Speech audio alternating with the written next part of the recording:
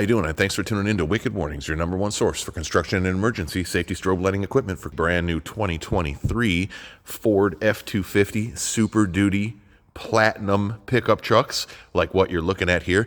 The first thing I want to point out is, as you notice, the headlights shut off. Ford has adopted the DRL headlights turning off after a period of time on the 23s. There's no way around this at the moment. However, you could leave your parking lights on if you want to bypass that. Now, Ford will leave your parking lights on quite a bit longer than it would leave the headlights active. And this is key off, everyone. Key off. No motor running, no anything. If the key is on, the DRL in the headlight is going to work indefinitely.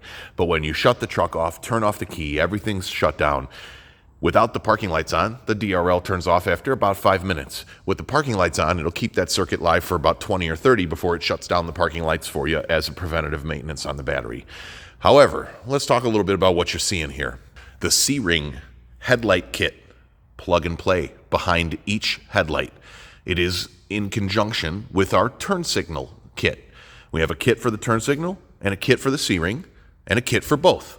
That way you can pick if you want orange warning only, white warning only, or orange and white like you see here, amber and white. 3 different options on the headlight, all of them plug and play.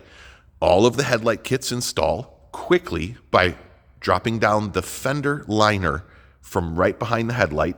It's a couple of, I think it's 6.3 millimeter bolts, and the fender liner can be folded back and you can get right at the plug for the headlight.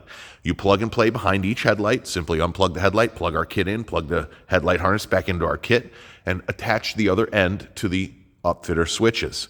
If you don't have upfitter switches, you can pass right through the driver's firewall to your switch on the dashboard if you prefer. Once again, front C-Ring and front signal, plug and play.